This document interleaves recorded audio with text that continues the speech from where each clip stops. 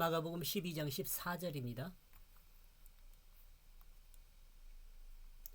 와서 가로되 선생님이여 우리가 아노니 당신은 참되시고 아무라도 거리끼는 일이 없으시니 이는 사람을 외모로 보지 않고 오직 참으로서 하나님의 도를 가르치심이니이다. 가라사대 세를 바치는 것이 가이사에게 미안합니다. 가이사에게 세를 바치는 것이 가하니까 불가하니까. 제가 이것은 개역 성경이었고요. 제가 번역한 것은 그러므로 그들은 그 자신에게 와서 물었다. 여기서 그들은 누구예요? 그들은 바리새인하고 헤롯 당입니다. 밑에 써져 있네요. 그 자신은 예수님이죠. 유대 지도자들이 바리새인과 헤롯 당을 예수님께 보냈는데 이들이 예수님께 도착했습니다. 예수님은 영적인 시각으로 유대 지도자들의 모든 역사적인 잘못들을 밝히고 있었고 이 성전이나 그 무화과 나무를 통해서 하나님의 뜻을 드러내 보여줬죠. 그리고 이 장로들과 대제사장들과 서기관들의 그 잘못된 내용들에 대해서도 그 민중이 알 수 있도록 거의 선포하다시피 하셨습니다. 이런 내용들은 앞에 제가 설명한 내용들을 참고했으면 좋겠습니다.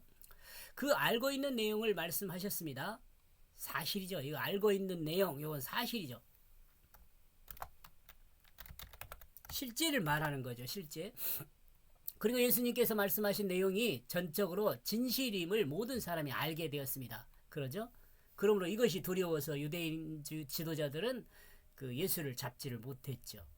이런 이유 때문인지는 모르지만 대제사장과 서기관과 장로는 직접 민중이나 예수님 앞에 나서지 않고 바리새인과 헤롯 당을 예수님 앞에 보냈습니다. 그리고 민중과 예수님 앞에서 서기가 불편한 대제사장과 서기관과 장로들은 예수님의 대적자가 되어 뒤로 숨었죠. 그리고 이들은 바리새인과 헤롯 당을 대적하는 행위자로 예수님께 보냈습니다. 이게 실질적인 행동하는 사람으로요. 사단이 하와를 유혹하는 장면이나 사단이 사람을 유혹하는 모든 장면이 이와 같은 것이란 생각을 합니다. 하나님의 복음을 증거하는 하나님의 사람을 대적하는 그것은 사탄이라고밖에 다른 평을 내릴 수가 없습니다. 선생님, 우리는 알고 있다. 좀 부드럽게 나오는 것이죠. 속이기 위해서 하는 사람들은 다 부드러워요. 여러분, 이단들이 그 교회에서 추수꾼이 어쩌니 그런 이상한 소리 하면 듣는 사람들 어떻게 해요? 맨 처음에는 부드럽게 나오잖아요.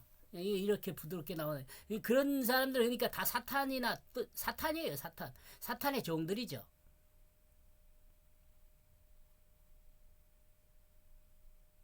바리새인과 헤롯 당들이 예수님에 대해 어떻게 알고 있는가? 본절에서는 이는 예수님을 어떻게 생각하는지를 설명하고 있습니다.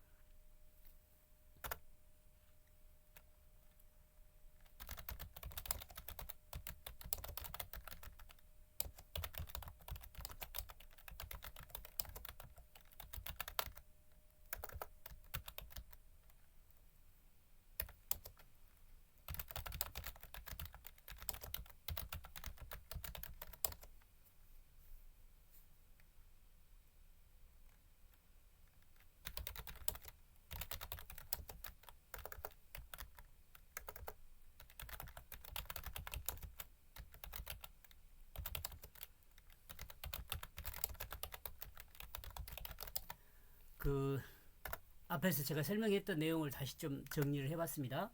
사람을 속이기 위해 사람을 속이기 위해서는 사람을 속이기 위해서는 그 처음은 부드럽게 접근합니다. 부드럽게, 부담 없게. 이는 이단도 마찬가지입니다. 그리고 이렇게 접근하는 이단은 사탄의 졸개들입니다. 사탄이나 마찬가지예요. 앞에서 그 누굽니까? 하와를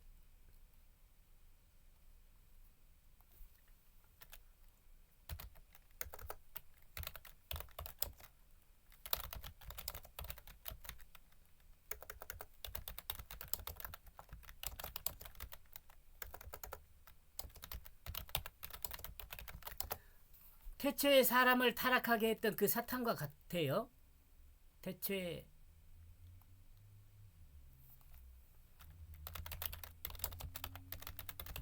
유혹하여 타락하게 했던 사탄과 마찬가지입니다.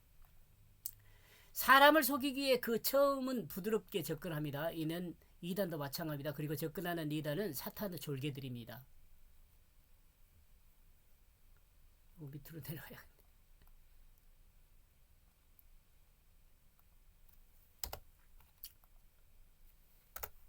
바리새인과 헤롯 당은 예수님께서 말씀하신 내용을 듣고 또는 대제사장이나 서기관이나 장로들 앞에서도 아무런 거리낌 없이 그들의 잘못을 비유로 설명했던 그것을 경험한 이들은 저기 헤롯 당과 경험한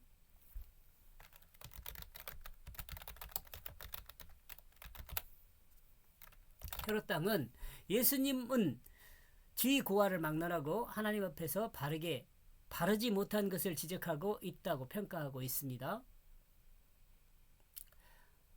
그러나 예수님이 그들을 향하여 죄인이라는 사실을 지적하는 것은 그들을 정죄하여 영벌에 처하기 위함이 아니라 이 앞에서 바르게 말씀하셨던 그거요.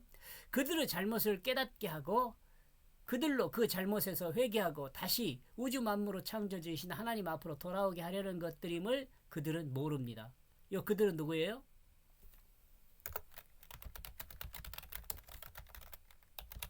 헤롯 바리새인과 헤롯 당은 모릅니다. 이것까지 알아야죠. 나와 여러분 마찬가지예요. 그러므로 예수님께서 죄를 지적하는 것은 죄를 벌하기 위함이 아니라 이거 여러분 요거요. 예수님께서 죄를 지적하는 것. 지금 이 시대에 나와 여러분에게 예수님이 직접 음성으로 너 죄 이런 죄를 그렇게 할 수도 있지만 그렇게 지적하는 것보다는 어때요? 말씀으로 지적하죠. 성경 말씀을 통해서요. 아직 죄에서 돌아오지 않는 죄인이라는 것을 알리는 것임을 알아야 합니다. 이것을 알고 자신이 죄인임을 인정하고 돌아오면 그는 예수를 믿음으로 죄사함을 받으면 됩니다. 그러므로 예수님이 죄를 지적하는 것은 돌아오라는 말씀입니다. 그리고 돌아오면 하나님 품에서 받아주겠다는 그 마음이 함의되어 있습니다. 그죠? 그러므로 예수님의 말씀은 복음입니다. 이 복음이란 말은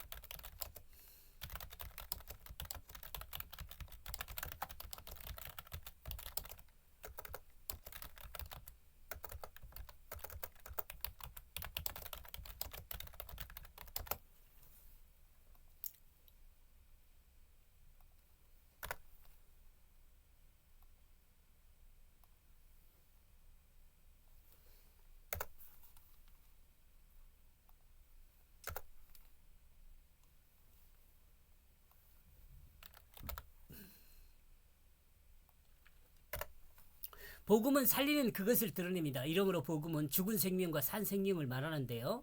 죽은 생명은 십자가에 죽은 그것을 말하고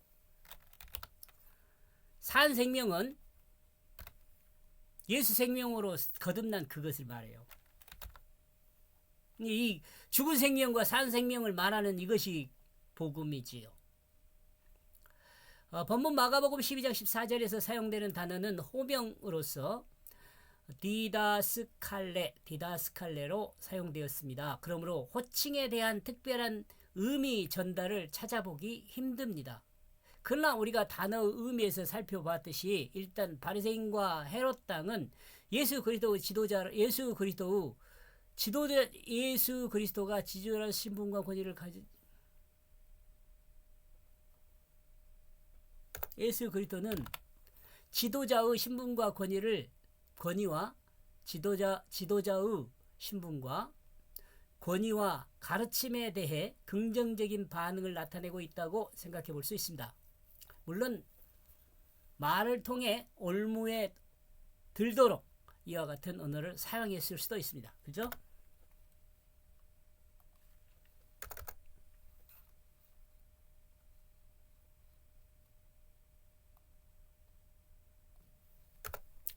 당신은 진실하기 때문에 라는 말은 제가 옛날에 그렇게 많이 그런 언어를 썼어요. 근데 요즘은 그 말이 틀린가 봐요. 그래서 이렇게 바꿉니다.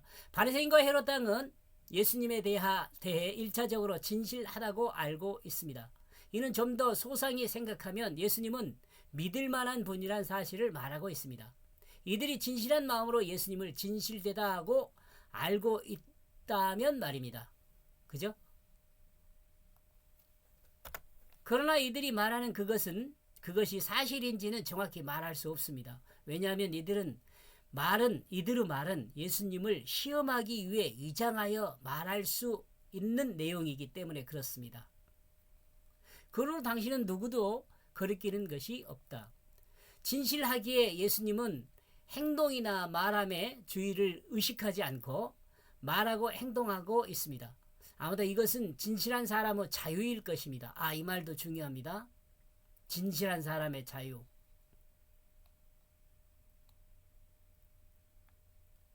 진실한 사람의 자유.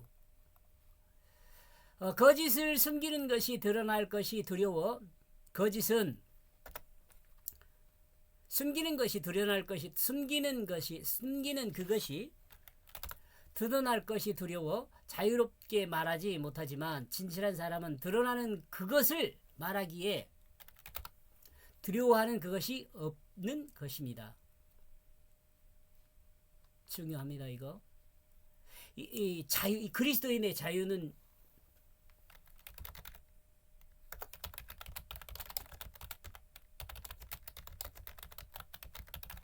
이 그리스도인 자유는 이런 것을 포함합니다. 이들이 이같이 이야기할 수 있는 그것은 예수님께서 대제사장과 서기관과 장로들에게 말씀하신 그것을 들었기 때문일 수 있습니다. 즉 이들은 모든 유대 지도자들로 대단히 권위를 가지고 있는데도 이들의 권위는 아랑곳하지 않고 예수님께서는 그것의 잘못을 비유로 너무도 정확하게 지적하는 것을 바리새인과 헤롯 왕이 확인했기 때문입니다.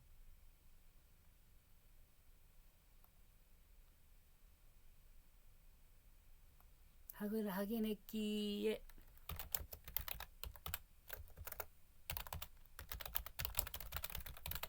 가능하다는 생각입니다. 그렇다면 진실한 사람은 주의를 의식하지 않고 말할 수 있다는 말인가? 우리는 이와 같은 생각을 할 수 있습니다. 그러나 이같이 절대적이란 말을 할 수는 없어. 이것이 절대적이라고 할 수 없어. 주변을 무시하면 사람이 살 수가 없기 때문입니다. 이것도 좀 여러분 그렇잖아요. 우리 실정에서. 아무튼 주님은 세상에 존재하는 그 어떤 존재도 의식하지 않고 생활할 수 있습니다. 이는 주님이 무음하기 때문에 흠이 없기 때문이에요. 무음하기에 가능한 거지요.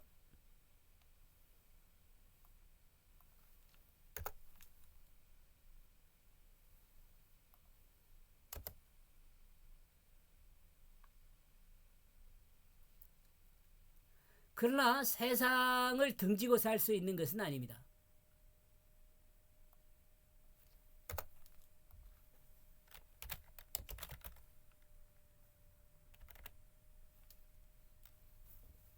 흠이 없기에 무음이라니까 틀렸다고 그래서 그러나 이렇게 의식하지 않는다고 해서 세상을 등지고 살 수는 없어요. 우리는 예수님께서 진실하게 행하시면서 유대의 위정자들에게 아무런 거리낌 없이 말씀하셨던 그것을 생각하면 우리들의 행동함이 진리 앞에 좀 더 당당하고 거리끼는 것이 없었으면 하는 마음입니다.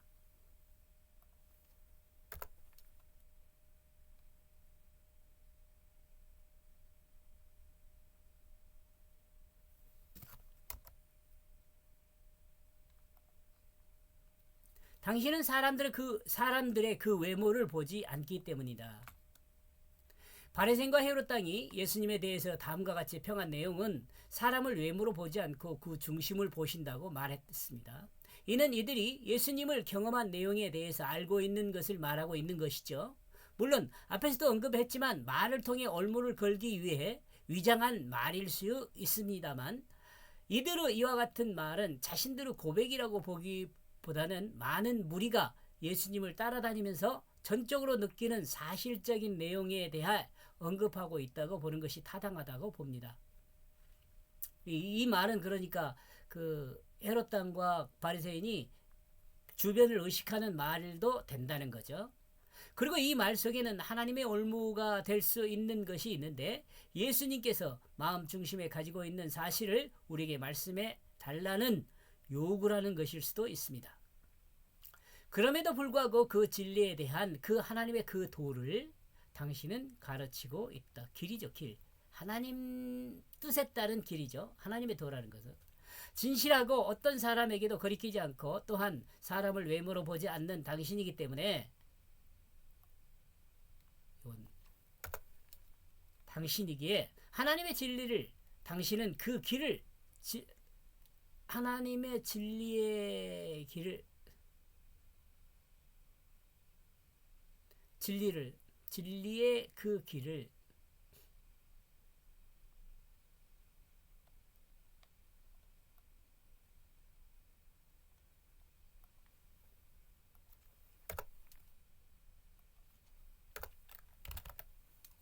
하나님의 진리의 그 길을 당신은 가르치고 있다. 바리새인과 헤롯 당이 예수님께 말로 올무를 걸기 위해 4단계의 장치를 해놓았는데 그것은 앞에서 소개한 것입니다.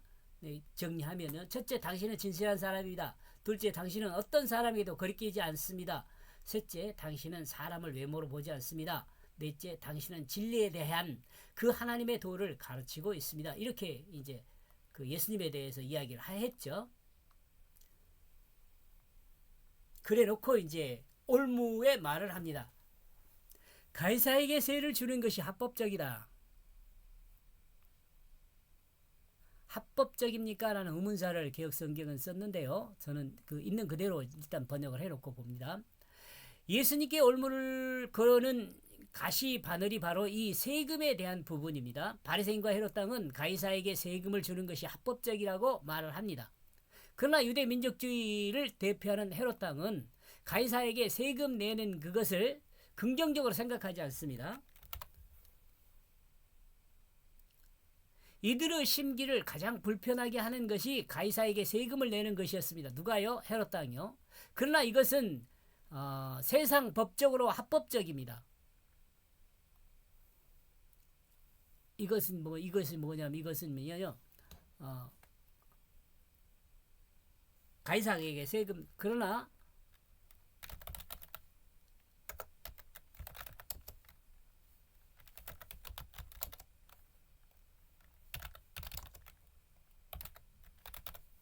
가이사에게 세금을 내는 이것은 세상 법적으로 합법적입니다. 만약 이 법을 불법이라고 생각하면 이는 가이사에게 대적하는 행위가 됩니다. 가장 대국이며 유다를 지배하고 있는 로마를 대적하는 반역이 되는 거죠. 이 올무를 하나 걸어놓은 거죠.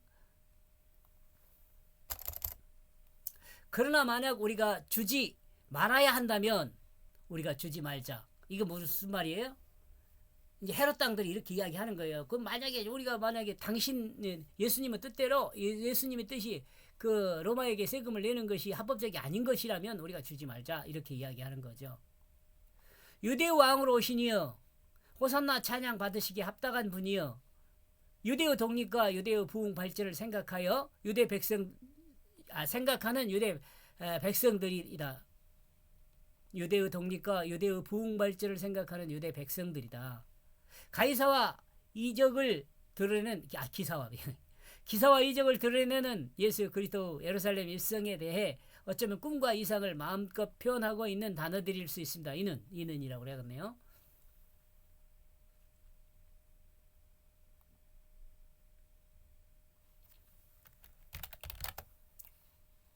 이제 로마에 세금을 내지 않을 수 있다고 생각하고 있었을 수 있습니다. 예수는 많은 민중의 지지를 받고 있습니다. 그리고 능력도 있는 예수가 만약 가이사에게 세금을 주지 말자고 한다면 많은 민중은 더욱 좋아할 수 있을 것입니다. 그러나 이는 가이사에 대한 반역이죠. 그러므로 이 반역이 성공한다면 유대는 새로운 국면을 맞이하게 됩니다. 예수 그리스도의 능력에 힘입어 대적자들을 물리치고 다윗 왕의 영광을 회복하면서 세상에서 부귀영화를 다시 한번 누리게 될 그것을 기대했을 수 있게 됩니다. 기대할 수 있게 됩니다. 그러나 문제는 자신들의 죄과를 알지 못하고 또한 그 죄가 하나님 앞에서 용서받지 못한 반역죄라는 사실을 인정하지 않는 것입니다. 사실은 인정하지 않는 것입니다.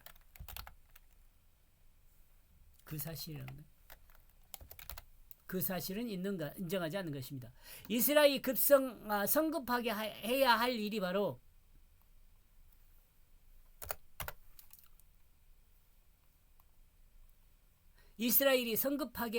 일이 바로 하나님을 반역한 그 반역죄를 스스로 하나님 앞에 인정하고 하나님의 품으로 돌아오는 그것입니다. 세속의 그 왕국의 회복보다 더 중요한 것이 자신의 죄를 자복하는 것입니다.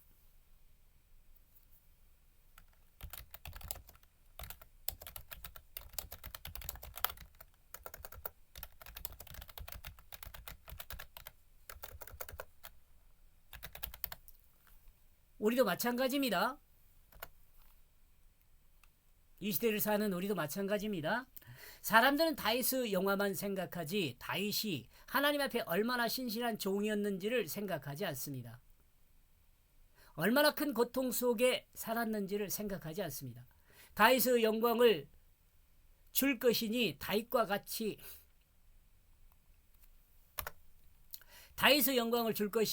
같은 삶을 살라고 하면 대부분의 사람은 그렇게 하지 못할 것입니다. 저는 이렇게 생각합니다.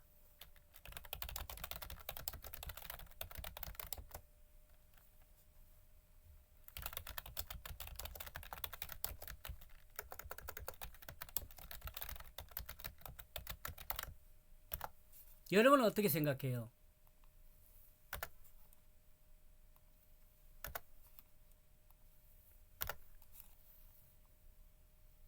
이제 다윗의 삶을 생각해 보면요, 형제들의 버림을 받는 일, 장인이요 왕에게 버림을 받은 일, 사울 왕에게 버림을 받던 일, 자식에게 쫓기는 일. 다윗의 이름의 의미는 사랑함이지만 너무도 힘든 삶을 살았다는 것을 부정할 수가 없습니다. 이 지금 큰 이야기만 굵직고 크게 이렇게 써졌지만 다윗의 잘 자란 이야기들은 압살롬에 쫓겨가면서 아휴, 저는 그렇게 못 살 것 같아요. 아무리 다윗의 영광이라고 해도. 우리는 하나님 앞에서 영화로운 천국 백성의 모습이 먼저가 아니라 이것도 우리는 하나님 앞에서 영화로운 천국 백성의 모습이 먼저가 아니라 하나님 앞에서 다윗처럼 신실한 하나님의 종이 먼저가 되어야 합니다. 우리는 이것을 잊어서는 안 됩니다. 예수를 시험하는 이 내용은 바리새인과 헤롯 땅을 통해 유대 지도자의 의도가 있습니다. 즉 예수님을 가이사에 대한 반역, 예수님을